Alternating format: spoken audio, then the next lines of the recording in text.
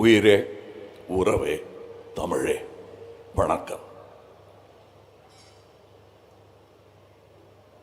Wales trade convention centre, Vels film city, Vels theatre ஆகிய 3 பிரம்மாண்டங்களின் திறப்பு விழா எனும் வரலாற்று சிறப்பு மிக்க இந்த நிகழ்ச்சியில் நான் பங்கெடுத்து கொண்டிருக்கிறேன் என்பது எனக்கு புரிகிறது. இங்கு வந்திருக்கும் அனைவருக்கும் அது புரிந்திருக்கும் என்று நினைக்கிறேன். பாரம்பரியம் மிக்க அரசியல் குடும்பத்தில் பிறந்தவர், கண்ணியம் மிக்கவர், மாண்புமிகு தமிழ்நாடு நிதி அமைச்சர் தங்கம் தென்னரசு அவர்களே. இது போக வேறு பொறுப்புகளும் அவருக்கு இருக்கிறது. இங்கே பேசி அமர்ந்த சண்முகம் ஐயா அவர்கள் இந்த அரங்கத்தில், குளிர் அரங்கத்தில் மட்டும்தான் அப்படி இருப்பார் என்று இல்லை. அவர் ரொம்ப கூல் அண்ட் கலெக்டட் மேன். அவர் இனிஷியலுக்கும் அதுக்கும் சம்மந்தம் இல்லை, இது அவருடைய குணாதிசயம். அவருடைய நட்பும் எனக்கு வெகு நாட்களாக உண்டு.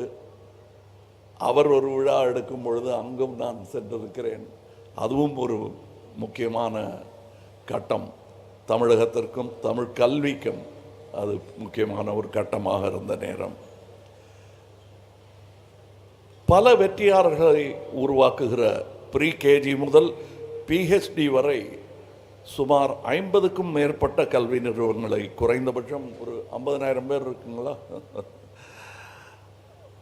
அப்படி 50,000 மாணவர்கள் பயில்கிற கல்வி ஆலமரத்தை உருவாக்கி இருக்கிறார் திரு ஐஸ்ரீ கணேஷ் அவர்கள்.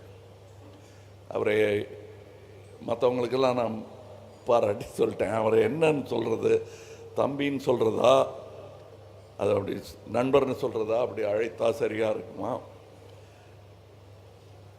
கல்வித்துறையில் யாரை கேட்டாலும் ஐஸ்ரீயா, அவரை எனக்கு தெரியுமே அப்படிம்பாங்க.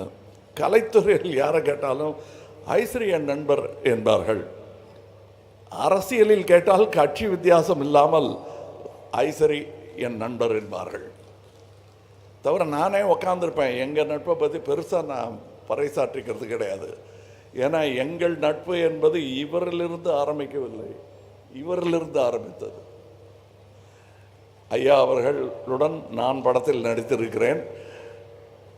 சத்யா மூவிஸ் படத்தில் நான் கதாநாயகன் என்றாலும் அவருக்கு தயாரிப்பாளருடன் மிக நெருங்கிய தொடர்பு. நான் 2ஆம் பட்சம்தான் அதில். அப்போலேருந்து தெரியும் எனக்கு அவரை. அந்த எளிமை அவருக்கு ஊட்டி வளர்த்திருக்கிறார் என்பதற்கு உதாரணம் என் நண்பர் ஐஸ்ரீ கணேஷ் அவர்கள். சரி, இந்த கமலஹாசனுக்கும் ஐஸ்ரீ கணேஷ் அவர்களுக்கும் என்ன சம்பந்தம்? வேல்ஸ் இன்டர்நேஷ்னல் தயாரிப்பில் நான் நடித்ததில்லை. ராஜ்கமலும் அவரும் சேர்ந்து ஒரு படமும் பண்ணதில்லை. ஆனால் என்னையும் அவரையும் சேர்த்து பிணைக்கும் அந்த நட்பின் காரணம் என்ன? அந்த பிணைப்பின் பெயர் எம்ஜிஆர். எம்ஜிஆர் அவர்கள்தான் எங்களை நண்பர்களாக, சகோதரர்களாக மாற்றினார் என்றால் அது மிகையாகாது. இது நானும் இவர் மாதிரி தான். இங்கே எனக்கு என்னென்னமோ பட்டங்கள் சொல்லி இங்கே என்னை வரவேற்றார்கள். என்னுடைய உண்மையான அட்ரஸ் என்ன என்றால், நான் சினிமாவின் குழந்தை. எனக்கு சினிமாவை தவிர வேறு எதுவும் தெரியாது. அந்த வழியில் அது பண்ணிக்கிட்டே இருக்கும்போது கற்றுக்கிட்டது தான் எல்லாம். என் மொழியும் என் கல்வியும் இப்பொழுது நான் பெற்றிருக்கும் பட்டங்களும் எல்லாமே எனக்கு சினிமா கொடுத்தது தான். அப்படிப்பட்ட சினிமா ஏதோ தேஞ்சிக்கிட்டே இருக்கிற மாதிரி எனக்கு ஒரு பயம் ஒரு 20-25 வருஷத்துக்கு முன்னாடி வந்தது. ஏன்னா 17 ஃப்ளோர்களுடன் கூடிய ஆசியாவிலேயே மிகப்பெரிய ஸ்டூடியோ என்று இருந்தது. பார்த்து நான் எதிர் ஸ்டூடியோவிலேருந்து பொறாமப்பட்டிருக்கேன். சரவணன் சார்கிட்ட போய் சொல்லியிருக்கேன், ஏன் சார் நம்ம இன்னும் ஒரு 15-20 சொன்னால் நம்மது 20 ஃப்ளோர் வச்சோம்னா ஆசியாவிலே பெரிய ஸ்டூடியோ நம்ம ஸ்டூடியோ ஆகிடுமே அப்படின்னு சின்ன பையனாக இருக்கும்போது சொல்லியிருக்கேன். சரி, நீ பார்த்துப்பியா அந்த 10 ஃப்ளோருன்னு கேட்டார். இப்போ அந்த பொறுப்பு சுஷ்மிதா அவர்களுக்கு வந்திருக்கிறது. நீங்கள் பார்த்துக்க போகிறீங்க. நான் பயந்து ஐயையோ முடியாதுன்ட்டேன். நான் அப்போ சின்ன வயசு தான், நானும் தைரியமாக முடியாதுன்ட்டேன். ஆனால் நீங்கள் இவ்வளோ பெரிய பொறுப்பை ஏற்றுக்கிட்டு இருக்கீங்க. உங்கள் அப்பா காதில் கிசு கிசுத்துக்கிட்டு இருந்தேன். இன்னும் அமெரிக்கன் ஸ்டூடியோஸ் எல்லாம் நீங்கள் போய் பார்க்கணும், அதையெல்லாம் இங்கே கொண்டு வரணும். நான் பார்த்த அந்த 17ங்கிற அந்த நம்பரை தாண்டிட்டார், 20 போட்டார். இங்கே ஆசியாவின் மிகப்பெரிய ஸ்டூடியோ இன்று இங்கே இருக்கிறது. அது இங்கே இருப்பது நியாயம்தான். காரணம், இந்த பேன் இண்டியா மூவி என்பதை துவங்கியதே சென்னை தான். இங்கே எத்தனை படங்கள் எடுத்துக்கொண்டிருந்தார்கள் என்பது, இதுதான் hub. Pan India film making hub என்றால் அது சென்னை தான். மும்பையிலும் பெரிய ஒரு இண்டஸ்ட்ரி இயங்கிக் கொண்டிருக்கிறது என்றாலும் அவர்கள் அந்த மொழியில் மட்டுமே படம் எடுப்பார்கள், அவர்கள் மொழியிலேயே படம் எடுப்பார்கள். ஆனால் இங்கே ஏவிஎம் ஆகட்டும், மற்ற ஸ்டூடியோக்களாகட்டும், நிறுவனங்களாகட்டும், இயக்குநர்களாகட்டும், பல மொழிகளில் இங்கிருந்து படம் தயாரித்து அங்கு சென்று கொடி நாட்டி வந்தவர்கள். உலகத்தின் அதிகமான சினிமாக்களை தயாரிக்கும் இந்த நாட்டில் இப்படி ஒரு இடம் இருக்க வேண்டியது அவசியம் என்பதை ஒரு அரசு முடிவு செய்யாமல் தனி மனிதர் முடிவு செய்திருப்பது பாராட்டுக்குரியது. இதை நாங்கள் அல்லவா செய்திருக்க வேண்டும் என்று இங்கே இருக்கும் சினிமாக்காரர்கள் எல்லோர் மனதிலும் தோன்றியிருக்கும். அதற்கு நான் விதிவிலக்கு அல்ல. எத்தனை படம் பண்ணியிருக்கோம், எவ்வளோ சினிமாவை பற்றி பேசுகிறோம். இந்த மாதிரி ஒரு இடத்த கட்டணும்னு நான் பேசி தான் இருக்கேன், செய்யவே இல்லையே.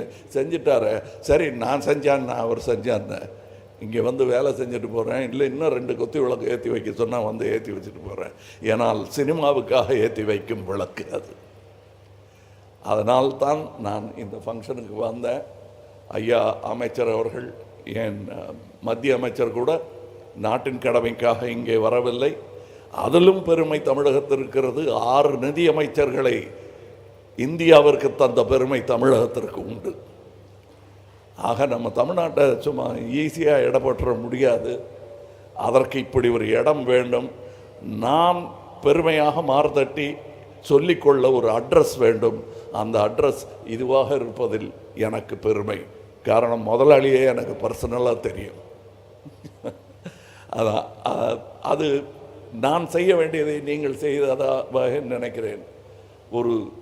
ஒரு சகோதரன் செய்ய மறந்ததை, இயலாமல் போனதை இன்னொரு சகோதரன் செய்திருக்கிறார் என்றே நான் பெருமையாக அதை நினைத்து கொள்கிறேன். இங்கே இன்னும் நிறைய வர வேண்டும். அதை நடத்துகிறவங்க கிட்ட தான் அதை பேசணும். ஆமாம், நிறைய இங்கே நாம் சினிமாவை கற்றோம். எங்கு கற்றோம் என்று சொல்ல எனக்கு தெரியல. நான் ஏவிஎம்மில் கற்றுக்கிட்டேன். அடுத்து இங்கே இருக்கார், நான் எங்கே கற்றுட்டேன்னு சொல்கிறது நடராஜன் சார் இருக்கார். அவ்வளோதான் எனக்கு இன்ஸ்டிடியூஷன். இவங்க 2 பேரும் கிடைக்காமல் இருந்திருந்தால் நான் என்ன பண்ணியிருப்பேன்னு யோசிச்சு பார்த்தா கொஞ்சம் கால் நடுக்கமாக தான் இருக்குது. ஆனால் அந்த நடுக்கங்கள் வரும் தலைமுறைக்கு இல்லாமல் இருக்க நீங்கள் இங்கே சினிமா பயிலும் ஒரு அரங்கத்தையும் ஏற்படுத்த வேண்டும். காரணம், நாம் அதற்கான ஏற்பாடுகளை செய்ய மறந்து விட்டதாகவே நினைக்கிறேன். நான் சொல்கிறது கவர்மெண்ட்டை சொல்லலை, இண்டஸ்ட்ரி அதை செய்ய வேண்டும்.